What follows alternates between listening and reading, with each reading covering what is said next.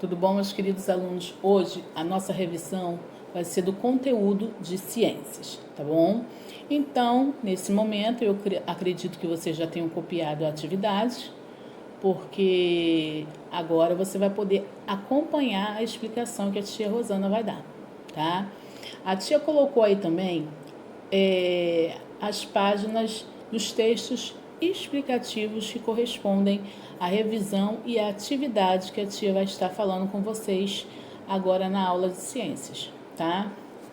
No número 1, você vai marcar verdadeiro ou falso para as afirmativas verdadeiras e F para as afirmativas falsas. Em que sentido? Os animais não precisam da energia dos alimentos? Isso é verdadeiro ou é falso? Todo ser vivo precisa se alimentar para sobreviver e se reproduzir? Isso é uma afirmativa verdadeira ou ela é uma afirmativa falsa? Os animais podem ser classificados de acordo com seus hábitos alimentares. Então, nós sabemos que a matéria ela possui um ciclo, né? Todo ser vivo precisa de quê?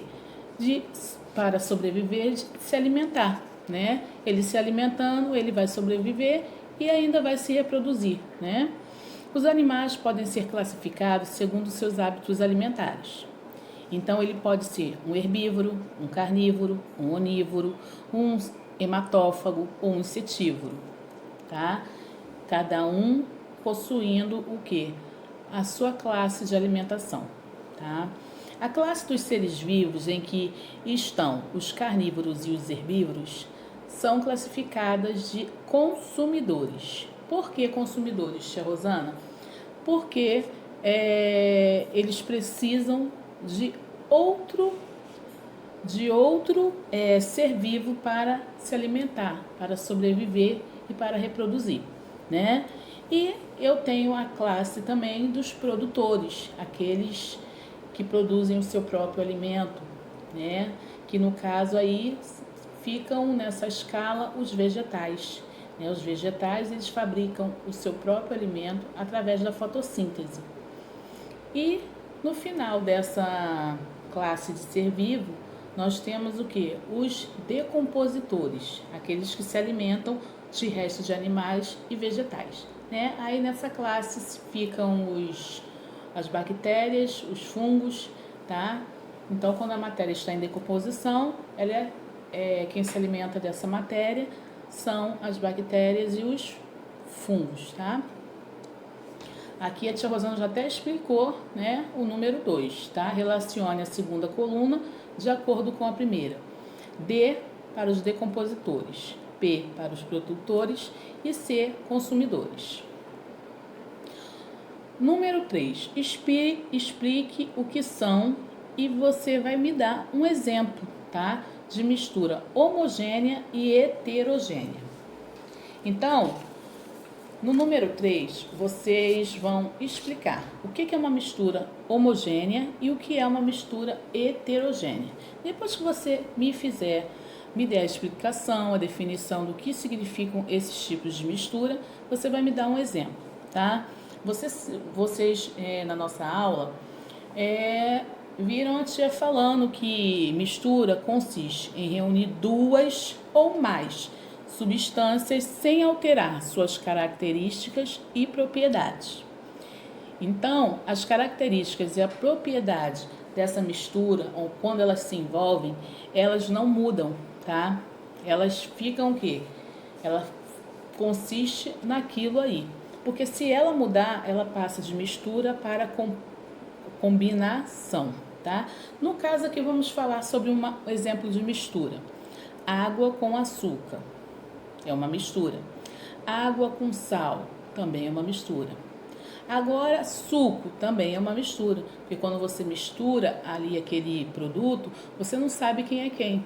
O Nescau, quando você faz o Nescau achocolatado, você fica tudo marronzinho, tia Rosana. Tá, mas o leite e o chocolate, eles se misturam, né? De tal forma que você não sabe ali quem é o leite e quem é o chocolate, né, eles se misturam, dando, né, origem a uma mistura de achocolatado, Nescau, quentinho agora nesse frio, né? Agora, tipo, tia, me explica mais um pouquinho sobre combinação. Quando você pega duas propriedades e são alteradas, então ali você tem o que? Uma combinação. Por exemplo, se eu pegar o enxofre e o ferro, eu vou ali alterar. Quando eu juntar os dois, vai haver uma alteração daquela mistura. A característica e as propriedades serão o quê? Alteradas. Então, ali você não tem uma mistura, você tem uma combinação. Então, as misturas elas podem ser heterogênea e homogênea. Homogênea é quando você mistura, a tia Rosana já até falou, né? Do exemplo acima. Esse exemplo, essa explicação que a tia Rosana deu é um exemplo de mistura homogênea. Por que homogênea? Porque ali quando eu misturei açúcar com a água, quando eu fiz o estuco, o achocolatado, as misturas, elas o que? Se juntaram e o que? Formou um único aspecto. Então ali você não sabe quem é a água, quem é açúcar, quem é o sal, quem é o chocolatado, quem é o leite. Por quê? Houve o que? Uma junção. Juntou ali as duas misturas e ficou com um único, misturou ali os dois ingredientes, né? E houve o que? Um único aspecto. Então, a heterogênea já é o contrário. As misturas, elas apresentam mais de uma face. E quando você olha, você visivelmente identifica quais as misturas que você fez ali, tá? Quais as misturas que você usou. Por exemplo, se eu pegar um copo d'água e jogar dentro a areia vai logo para o fundo. A água vai ficar em cima. Se eu pegar um copo d'água e colocar óleo ou azeite, o azeite e o óleo vão ficar boiando. E a água vai ficar ali, né? Então, aí estamos diante de uma o quê? Mistura heterogênea. Agora você vai no número 4 escrever verdadeiro ou falso na linha para as afirmações a seguir. A água é o líquido mais precioso da Terra. A água ocupa uma pequena parte do nosso planeta. Os seres humanos podem sobreviver sem água. A água potável é própria para o consumo. A água se apresenta na natureza nos estados sólido, líquido e gasoso. A estação de tratamento, né, a estação de esgoto, é o local onde se realiza o processo da limpeza da água. Isso é verdadeiro ou é falso? Essas afirmativas, elas são verdadeiras ou elas são falsas? Tem umas aqui que são verdadeiras e tem outras que são falsas, né? Então vamos falar um pouquinho sobre a água, vamos relembrar, né? Nós podemos perceber a presença da água no nosso corpo, através do suor, da saliva, da urina e na natureza, nos rios, lagos, lagoas, chapadas e no planisfério. Quando você vê aquele mapa do Brasil, né, grandão, você vê que é muito azul. Aquilo tudo azul ali que você está vendo é o que? Água. Só que aquela água ali é uma água salgada. A que nós utilizamos para no nosso dia a dia, para beber, para lavar louça, tomar banho, lavar roupa, é a água doce. Essa água doce, ela tem uma pequena proporção, uma pequena quantidade em relação à água salgada, né?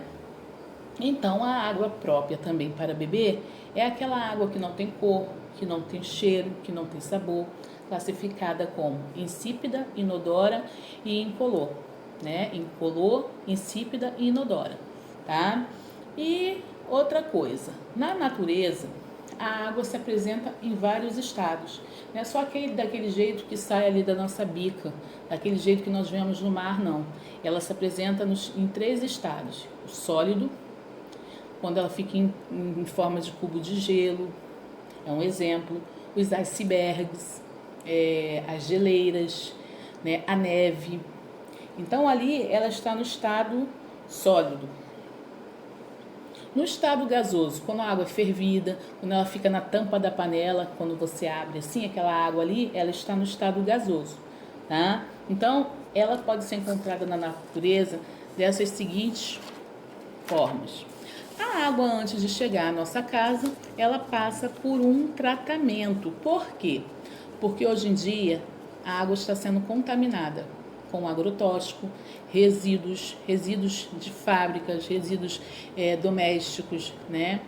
Chuvas ácidas. O que é resíduo? Que resíduo é isso? Que resíduo é esse? São o esgoto da nossa casa, o esgoto da fábrica, da indústria, né?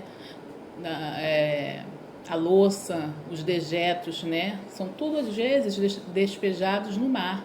Quantas praias aí hoje em dia estão impróprias para banho, né? Por causa disso. E se você insistir em banhar-se ou tomar essa água, ela é uma água contaminada. Você vai o quê? Contrair doenças. Vou citar uns exemplos dessas doenças que você pode contrair da água contaminada. Hepatite A, dengue, a cólera, verminoses diversas, tá? Leptospirose, que é o xixi do rato e mata, tá bom?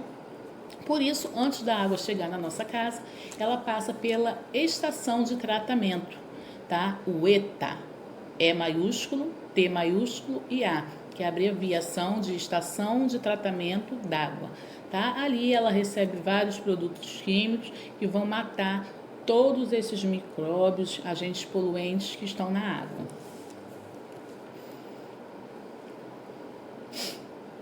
Número 5, marque com X os processos que podem interromper ou mudar o percurso natural da água encontrada na natureza.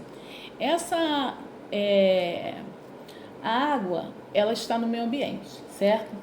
Porém, alguns processos podem causar mudança do seu percurso, tá? E desvios desordenados da água, tais como a erosão, o transporte e a sedimentação. O que seria isso? A erosão é um processo de desgaste do solo, e esse desgaste do solo é provocado principalmente pela água e pelo vento, tá? Pela ação da água e do vento. Então, quando existe essa erosão, ali vai haver o quê?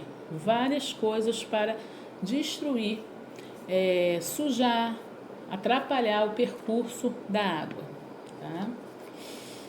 Outra coisa, devemos evitar o desperdício da água, tá? Porque ela é utilizada como fonte de energia aqui no Brasil, tá? E em qualquer lugar.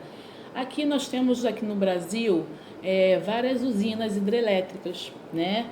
E a força da água passa por suas turbinas, gerando assim a energia elétrica, tá bom? Então aqui a tia terminou a revisão com vocês sobre o nosso conteúdo de ciências, tá?